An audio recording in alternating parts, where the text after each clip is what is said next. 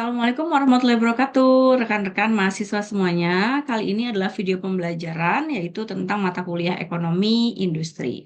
Dan materi hari ini kita akan membahas terkait kolusi serta kartel. Teman-teman, saya Indri akan menjelaskan terkait pelajaran hari ini yaitu kolusi, kartel, dan juga merger. Kolusi adalah suatu bentuk kerjasama di mana tujuan perusahaan yang mengadakan kerjasama ini sama-sama ingin menurunkan output perusahaannya untuk memproduksi suatu barang. Dan kemudian tujuan akhirnya adalah agar mereka mendapatkan peningkatan dari penjualan ya dari produk tersebut. Nah, kalau misalkan kartel, ini adalah kelompok produsen yang independen, jadi mereka tidak berdiri oleh seorang produsen saja, tapi mereka tergabung dalam kelompok-kelompok yang bertujuan untuk menetapkan harga. Mereka memiliki perjanjian harga untuk menjual barang pada harga tertentu, untuk membatasi supply dan juga kompetisi market pada kelompok produsen tersebut. Dan kalau merger adalah merupakan sebuah penggabungan dua perusahaan atau lebih dengan cara tetap mempertahankan berdirinya salah satu perusahaan. Sehingga pada saat dilakukannya merger akan hanya ada satu perusahaan yang tetap. Jadi kalau misalnya nih ada suatu merger dari perusahaan taksi online, dari seluruh taksi online yang ada, maka hanya akan tinggal satu nama taksi online perusahaan yang dipegang oleh satu vice presiden dan juga presidennya siapa dan sudah ditentukan oleh dari beberapa taksi-taksi online tersebut untuk memilih siapa sih pemegang saham terbesarnya. Jadi kalau merger ini bisa mengkecilkan lingkup persaingan perusahaan karena memang mereka akan menjadi satu jenis perusahaannya. Nah, kalau kartel tadi contohnya adalah banyaknya perusahaan-perusahaan, contohnya perusahaan ban, perusahaan handphone mungkin, yang mereka sudah memiliki perjanjian tertentu untuk menjual suatu barang di tingkat harga tertinggi dan juga harga terendah. Supaya mereka sama-sama bisa membatasi supply dan konsumen juga bisa memiliki alternatif pilihan produk. Which is kalau misalkan saya kasih contoh, ada 5 merek handphone dari A, B, C, D, E gitu ya. Nah, kemudian salah satu jenis handphone ini mereka hanya memproduksi sebesar 200 saja menyanggupinya. Lalu ada perusahaan lain sanggup untuk memproduksi di angka 300 item, lalu ada sampai dengan perusahaan terakhir sampai hanya 150 item. Nah, tujuannya biar apa sih mereka menjual di harga yang sama supaya tadi keuntungan maksimumnya itu sama. Nah, kecuali kalau perusahaan-perusahaan yang memang sanggup untuk menjual dalam jumlah bentuk yang besar ya, berarti dia akan mendapatkan keuntungan yang tinggi. Maka itu kembali lagi kepada dasar perhitungan di mana jumlah input perusahaan atau biaya produksi perusahaan. Nah, pada saat kalau misalkan perusahaan itu tidak mampu untuk memproduksi dalam jumlah yang banyak, maka dia hanya membatasi jumlahnya, tapi tadi perjanjian suplainya tadi sudah ditentukan oleh perusahaan-perusahaan yang lainnya.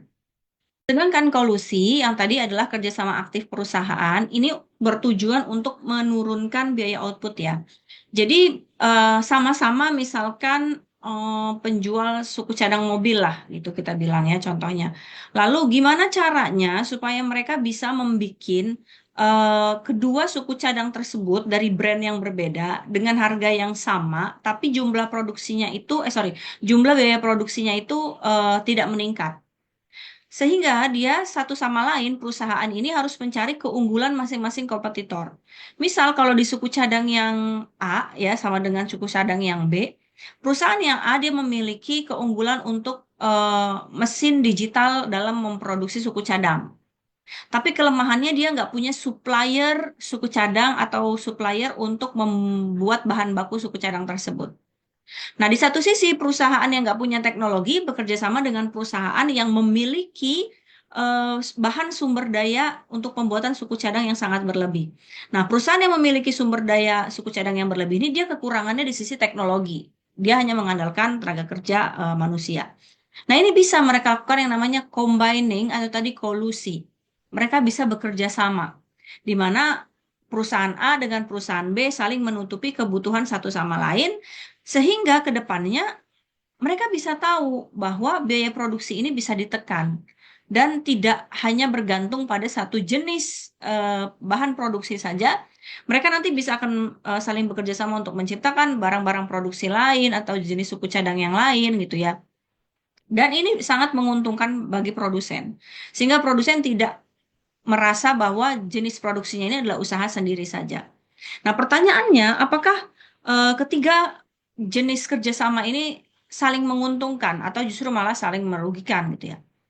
Well, pada dasarnya jenis kerjasama apa yang dibutuhkan sama suatu perusahaan itu tergantung dari apa yang mau Anda jual gitu produknya. Kalau memang tadi yang sifatnya dia ada substitusi dari teknologi, pengisian bahan baku yang sangat besar, sementara Anda membutuhkan data-data supplier yang banyak, ya silakan saja Anda menggunakan yang kolusi. Nah, jika Anda menginginkan bahwa perusahaan-perusahaan Anda ini atau tadi jenis usaha Anda tergolong dalam jenis usaha yang memiliki kelompok usaha dengan harga yang beragam atau harga yang bisa kita kategorikan samalah gitu ya. Sehingga kita bisa tahu bahwa saingan kita, lawan kita ini memiliki produk sejenis dan dijual dengan harga yang serupa. Nah, inilah yang akhirnya dia akan memiliki jenis yang kartel. Kartel tuh bisa jadi satu usaha harganya naik, semua ikut-ikutan naik. Nah, itu tadi kartel. Karena memang dia sudah ada bentuk perjanjian untuk menjual berapa sih harga tertingginya dan berapa sih harga terendahnya. Nah, jika Anda ingin melakukan suatu kerjasama yang memang bentuknya kita harus bergabung ya gitu. Kayak kita menjual makanan, jenis makanannya sama, brandnya sama gitu kan ya. Sama-sama dalam cita rasa Indonesia atau Nusantara gitu. Kita bisa aja memergerkan sesama perusahaan-perusahaan food atau tadi beverage yang memang kita membutuhkan konsumen yang sama. Nah, daripada kita terlalu banyak yang namanya dapur besar ya untuk membuat suatu makanan, ya lebih baik kita bisa merger aja. Atau tadi kalau misalnya saya gambarkan di taksi online karena memang jenis konsumennya sama itu aja gitu ya. Gimana caranya supaya dimergerkan jadi satu agar konsumennya ini mendapatkan kepuasan yang jauh lebih tinggi. Tapi ya tadi hanya sekedar usul ya. Pada dasarnya sampai dengan detik ini perusahaan yang melakukan merger itu baru satu yaitu jenis bank syariah ya. Jadi bank syariah itu atas mandat dari pemerintah untuk jadikan satu, jadi tidak ada lagi BNI Syariah, Mandiri Syariah, semuanya sudah berdiri satu menjadi Bank Syariah Indonesia. Tuh. Nah, kemudian teman-teman di sini bisa kita lihat bahwa kalau misalkan terkait kolusi ya, di sini sudah diatur tentang Undang-Undang Nomor 28 ya tahun 99. Di mana pada undang-undang ini memang menjelaskan kolusi adalah pemufakatan kerjasama ya secara melawan hukum antara penyelenggaraan negara dan pihak lain masyarakat atau negara. Menurut Kamus Besar, kolusi adalah kerjasama yang rahasia dengan maksud tidak terpuji atau persekongkolan. Nah, ini tidak harus diberitahukan ke umum bahwa terjadinya kolusi jenis usaha. Kemudian perjanjian kolusi yang legal bisa terjadinya legal, tadi kan di pasal 1 itu dia yang merugikan negara, bisa terjadinya legal jika memang dalam bentuknya kartel. Memang sudah ada perjanjian dari berbagai jenis perusahaan. Nah, tadi kalau yang sifatnya dua perusahaan saja menggabungkan jadi satu, maka dia hukumnya melawan negara. Nah, kolusi ini memang sulit terdeteksi ya teman-teman, karena tadi hanya jenis dua perusahaan dan mereka sudah memiliki perjanjian yang sifatnya persekongkolan. Jadi jangan sampai diberitahu oleh pihak-pihak lain. Nah, jenis kolusi ini ada kolusi tenang, kolusi praktik fasilitasi, dan konspirasi eksplisit. Yang tadi saya contohkan ketika ada penggabungan antara penjualan ya dua jenis barang yang sama-sama suku cadang mobil. Nah, ini namanya praktik fasilitasi. Perusahaan A difasilitasi oleh perusahaan B dalam segi teknologinya, perusahaan B difasilitasi oleh perusahaan A untuk sumber bahan bakunya. Nah, kalau koordinasi yang tenang, ini biasanya kerjasama yang hanya spontan dan dia hanya untuk perubahan-perubahan harga-harga saingan. Mereka berjanji untuk mengatur harga diskonnya seberapa, kita mau ngasih sale-nya berapa, lalu kita akan membuka stand di mana. Nah, itu namanya koordinasi tenang. Kalau yang eksplisit dia perjanjian memang untuk menetapkan harga dan jauh lebih ke arah kartel. Berarti dia sudah sepakat antara beberapa perusahaan-perusahaan itu melakukan perjanjian dan benar-benar dia ini melakukan penentuan-penentuan harga penjualan yang ditentukan batas atas dan batas bawahnya tidak melebihi dan memang mereka sudah berjanji untuk menjual jenis barang yang sama serta jumlah produk yang sama. Banyak yang bilang bahwa kolusi dan juga kartel ini sebenarnya termasuk jenis usaha-usaha yang legal ya, ilegal maksud saya. Nah, usaha-usaha yang ilegal ini yang tentunya dapat merugikan pemerintah karena nanti akan ada keseragaman harga yang ditakutkan. Kenapa tadi dikatakan bahaya atau ilegal? Keseragaman harga di mana semua perusahaan menjual dalam produk yang sama dan harga yang sama, dan konsumen tidak mampu untuk membelinya karena semua harganya itu ya sudah mereka tentukan gitu ya. Dan kita tidak bisa bergening untuk menurunkan harga atau misalkan melihat keadaan krisis gitu kan. Sehingga dalam artian ini pemerintah sebenarnya masih belum terbuka banget ya dengan kolusi dan serta kartel. Nah, kartel ini biasanya timbul dalam kondisi oligopoli, di mana sejumlah perusahaan kecil dan jenis produknya yang homogen, dan kartel ini dianggap bagi pelaku usaha mampu untuk memperoleh market power, karena mereka memiliki skala besar, pangsa pasar yang besar untuk menjual suatu produk. Nah, ini ada jenis-jenis kartelnya, ada kartel harga pokok yang tadi saya bilang, penentuan harga, lalu kartel harga, ada harga atas dan harga bawah, kartel syarat, syarat penjualan jenis-jenis produk, lalu adanya kartel rayon untuk melihat sejauh mana kita menjualkan produk-produk kita, pangsa pasarnya selebar apa, atau misalkan ada kartel contingenering, yaitu mereka penggabungan-penggabungan, dan ini bisa melibatkan perusahaan-perusahaan asing ya dalam contingenering. Ada lagi yang lebih bahayanya adalah sindikat penjualan atau kantor sentral penjualan. Jadi dia punya gudang besar yang seolah-olah itu hanya satu produsen, sebenarnya dia punya anak-anak yang lainnya. Lalu adanya kartel laba, dia hanya menghimpun untuk penghitungan harga-harga jual pasar yang sangat tinggi, lalu mereka akan membagi labanya ke sama perusahaan-perusahaan yang sejenis. Nah, bagaimana kartel ini dapat mensukseskan pemerintah, walaupun tadi dibilang kartel itu sifatnya masih ilegal gitu ya. Jadi masih pro cons antara kita memang harus provide kartel or not, karena memang kebanyakan kartel-kartel ini yang dalam Komisi Persaingan Usaha jadinya jadi permasalahan ya, karena adanya perjanjian-perjanjian yang akhirnya dapat merugikan masyarakat. Nah, gimana sih sebenarnya perusahaan perjanjian harga ini bisa mensukseskan pemerintah gitu? Yang pertama, harus adanya pembatasan dalam penjualan. Jadi nggak boleh dieksplor semua barang yang kita punya, terus kita jual dengan harga yang masyarakat dalam artian tuh komposisi pembeliannya sulit lah gitu. Jadi harus relatif harga yang stabil dan masyarakat bisa menikmati tingkatan jenis barang berdasarkan tingkatan jenis harga. Karena apa? Kalau misalkan hanya tertetapkan pada satu jenis harga ya dan juga satu jenis jasa, maka masyarakat tidak ada yang namanya pilihan. Ketika masyarakat tidak diberikan pilihan, apa yang terjadi? Yang terjadi masyarakat tidak mampu untuk memenuhi kebutuhan dasar. Terus dalam kartel juga produsennya harus mampu dan mau untuk mempertahankan jumlah produksinya yang cukup untuk mempengaruhi pasar. Nah, tidak boleh adanya yang berbuat curang, misalnya tadi kita sudah berjanji masing-masing komponennya yang dengan berbeda-beda ya jumlah penjualannya. Tiba-tiba tadi perusahaan yang bilang saya hanya ingin menjual 150 unit barang gitu. Tiba-tiba dia menjual lagi menambahkan menyaingi tadi perusahaan yang lain yang mampu untuk menjual 300 barang. Maka it's a spontan action yang memang biasanya nanti akan merusak perjanjian kartel. Apalagi kalau tadi dia melakukan penambahan penjualan barangnya itu dengan harga yang mungkin relatif jauh lebih rendah dibandingkan tadi perusahaan yang memang sudah memiliki pangsa pasar yang lebih banyak. Nah, ini tadi yang akan memicu adanya pertentangan penjualan. Di mana jika ada salah satu perusahaan yang tidak jujur melakukan kartelnya, dan ini akan merugikan perusahaan-perusahaan yang lainnya. Makanya tadi dibilang kartel itu ya dapat merugikan negara karena uh, who knows, tidak ada perjanjian perusahaan yang benar-benar dikategorikan jujur untuk menjual produknya dan dapat menikmati keuntungan yang sama. Karena pasti setiap perusahaan itu ingin memiliki keuntungan yang jauh lebih tinggi dibandingkan yang lain. Ingin menjadi perusahaan yang jauh lebih diminati. Jadi intinya dia mau menjadi market power yang dapat menentukan suatu penjualan jenis produk. Lalu kita berbicara pada merger. Merger ini didefinisikan sebagai penyerapan atau tadi penjadian satu ya perusahaan. Contohnya tadi yang saya kategorikan adalah merger dalam jenis bank syariah.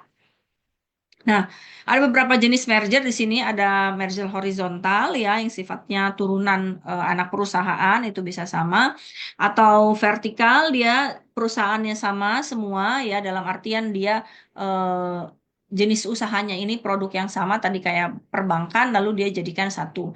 Kalau horizontal tadi dia perusahaan besar lalu dia punya anak-anak perusahaannya lalu dia akan mengcombine menjadi satu jenis perusahaan.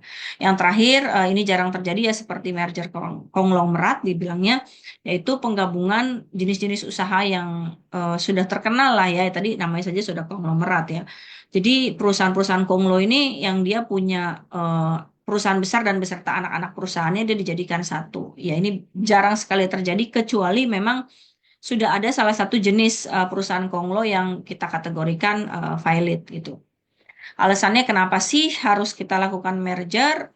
Ya tujuannya sih kita supaya bisa meningkatkan ya penjualan pangsa pasarnya. Dan kita jauh lebih bisa bersinergi. Di mana apa sih yang sebenarnya dibutuhkan sama masyarakat itu kita cukup menjawab dengan satu jenis perusahaan saja.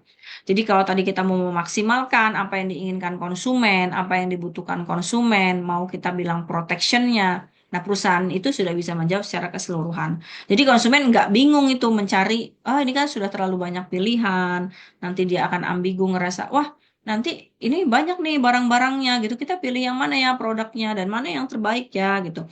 Jauh lebih baik ya kalau memang kebutuhannya satu dan jenis barangnya satu ya memang ya merger saja karena jauh lebih mendukung pemerintah gitu.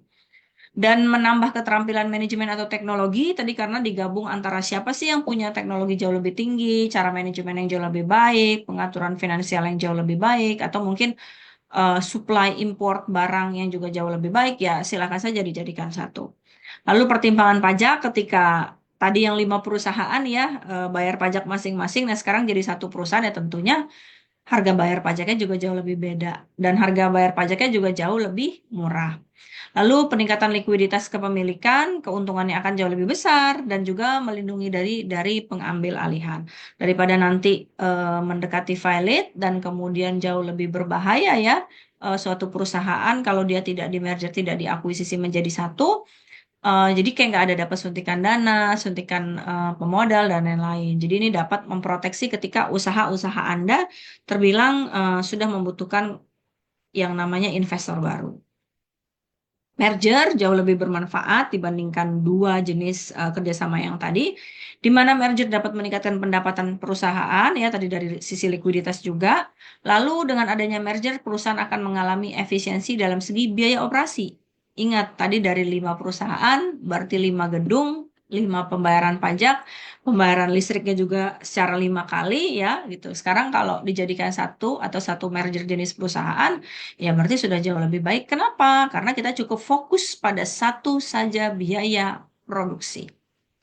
Lalu peningkatan sumber daya manusianya juga jauh lebih tinggi. Kenapa? Karena kita berfokus ya membina sumber daya manusia yang jauh lebih whole-nya menyeluruh dan bisa kita kelompok-kelompokkan. Ini ahli SDM dari 5 perusahaan, ini ahli dari financial marketing dari perusahaan dan mereka menjadi satu. Itu jadi kita akan saving the best untuk make it the bigger company. Lalu memperbaiki posisi keuangan perusahaan bagi perusahaan yang sudah mendekati valid atau bangkrut, dia akan ditopang oleh perusahaan yang lainnya. Tapi tentunya akan mempengaruhi jenis sahamnya ya. Nanti biasanya kalau yang udah mendekati valid itu dia akan kehilangan persentase jumlah sahamnya. Karena memang perusahaan yang membantunya merger tadi, dia akan meminta jumlah saham yang lebih besar. Lalu kemudian ada jumlah pajak ya yang dibayarkan jauh lebih murah. Dan terakhir adalah keputusan perusahaan yang diambil menjadi lebih berkualitas. Baik teman-teman, saya rasa cukup untuk penjelasan materi hari ini. Kita dapat simpulkan di mana ada 3 jenis ya kerjasama. Yang pertama adalah kolusi, kedua kartel, yang ketiga yaitu merger. Mana sih yang jauh lebih disarankan sama Bu Indri? Yang jauh lebih banyak saya sarankan adalah yang merger. Karena masih banyak kenyataannya praktik-praktik kolusi itu yang merugikan masyarakat dan juga menentang dari pemerintah. Jadi kalau kita mau mendukung pemerintahan kita jauh lebih baik, ya kita menggunakan yang merger saja.